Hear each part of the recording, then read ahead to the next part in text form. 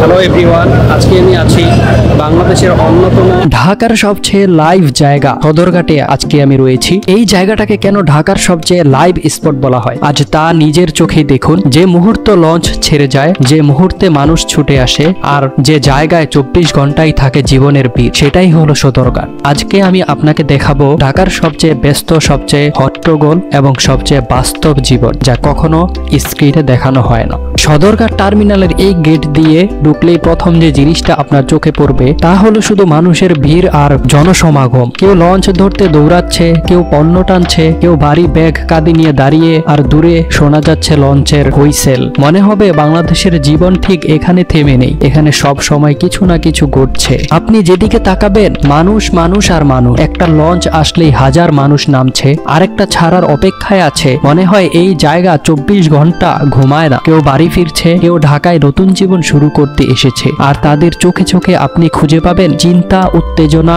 আশা, ভয়, সবকিছুর মিশ্র স্বাদ। লঞ্চ ছাড়ার মুহূর্ত আলাদা একটা অনুভূতি। মাইকে শেষ ডাক, চাঁদপুর, বরিশাল, ভোলা, সবাই উঠে পড়েন। তারপর যাত্রীদের ব্যস্ততা, কারো মুখে হাসি, কারো চোখে পানি। এমন মুহূর্তগুলো হাজার ক্যামেরায়ও ক্যাপচার করতে পারে না, কারণ এখানে চলছে বাস্তব জীবন। ধীরে ধীরে লঞ্চটা জেগে উঠে, ইঞ্জিন গর্জে উঠে, আর নদীর বুক চিরে এগিয়ে যায় দক্ষিণের পথে। লঞ্চ ছাড়ার আগ মুহূর্তে লোড আনলোড সেকশনটা পুরো আলাদা এক দুনিয়া। এখানে কাজ চলে জোরে, দ্রুত আর নিরবিচ্ছিন্ন ভাবে। কেউ 50 কেজি বস্তা মাথায় নিয়ে দৌড়াচ্ছে, কেউ মাছের ঝুড়ি নামাচ্ছে, কারো ঘায়ে পানি, কারো হাতে ঘাম, কিন্তু তাদের চোখে কোনো ক্লান্তি নেই, কারণ এটাই জীবনের চালিকা শক্তি। সব হট্টগোলের মাঝেও নদীর পাশে গেলে এক ধরনের শান্তি পাবেন। বুড়িগঙ্গার জল আর লঞ্চের শব্দের মধ্যেও নীরব একটা অনুভূতি আছে। এখানে দাঁড়িয়ে মনে হবে ঢাকার কোলাহল অনেক দূরে কোথাও। একটা লঞ্চ ধীরে ধীরে চলে যাচ্ছে, আর পেছনে ভেসে থাকছে ঢাকার জীবনের ছাপ। সদরঘাট মানেই শুধু লঞ্চ না,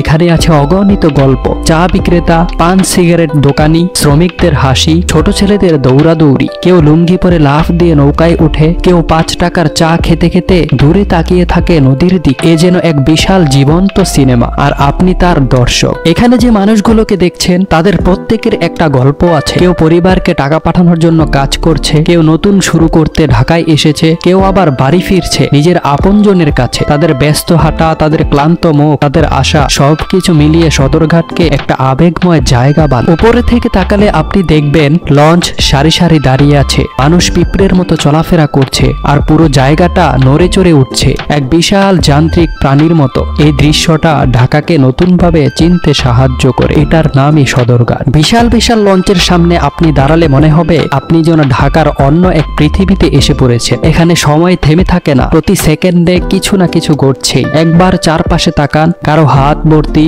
বাজারের ব্যাগ, কেউ ছুটছে শেষ মুহূর্ত লঞ্চ ধরবে বলে, কেউ আবার প্রিয়জনকে বিদায় দিতে এসেছে চুপচাপ দাঁড়িয়ে আছে। পাশেই মাঝির নৌকা চিৎকার করে যাত্রী ডাকছে, ভাই এদিকে আসেন, এদিকে আসেন। আর ঠিক আপনার সামনে একটা বিশাল দানবের মতো লঞ্চ দাঁড়িয়ে আছে। হাজার মানুষের গল্প, হাসি, কান্না, স্বপ্ন, সবকিছু যেন এই লঞ্চের ভেতর গুঞ্জন করছে। ঢেকের উপর যাত্রী, কেউ ভিডিও করছে, কেউ ছবি তুলছে, কেউ আবার নদীর হাওয়ায় হাত ছড়িয়ে দাঁড়িয়ে আছে। এটা শুধু লঞ্চ না, এটা একটা বিরাট অনুভূতি, ঢাকার আসল life. You can feel it here. আর নিচেই দেখেন যাত্রী তুলছে, মাল বোঝাই করছে, কারো মাথায় চালের বস্তা, কারো হাতে ঠাসা মালামাল ভরা বাক্স। সবকিছুতে এত দ্রুত চলছে যে ক্যামেরা বন্ধ করার সুযোগই পাবেন না। ঢাকার সবচেয়ে লাইভ স্পট এই নদী, এই লঞ্চ আর মানুষের এই অবিরাম যাত্রা। সত্যি বলতে এখানে দাঁড়িয়ে আপনি বুঝবেন ঢাকা শুধু ব্যস্ত শহর না, ঢাকা হচ্ছে গল্পে ভরা একটা চলমান চিত্রনাট্য।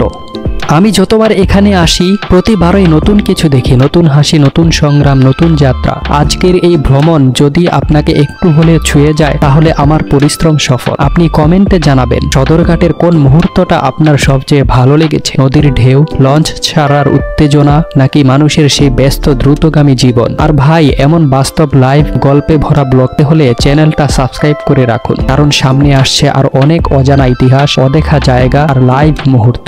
আজকের মতো এখানেই শেষ। দোয়া রাখবেন, ভালো থাকবেন। আমরা আবার দেখা হবে পরের ব্লগে।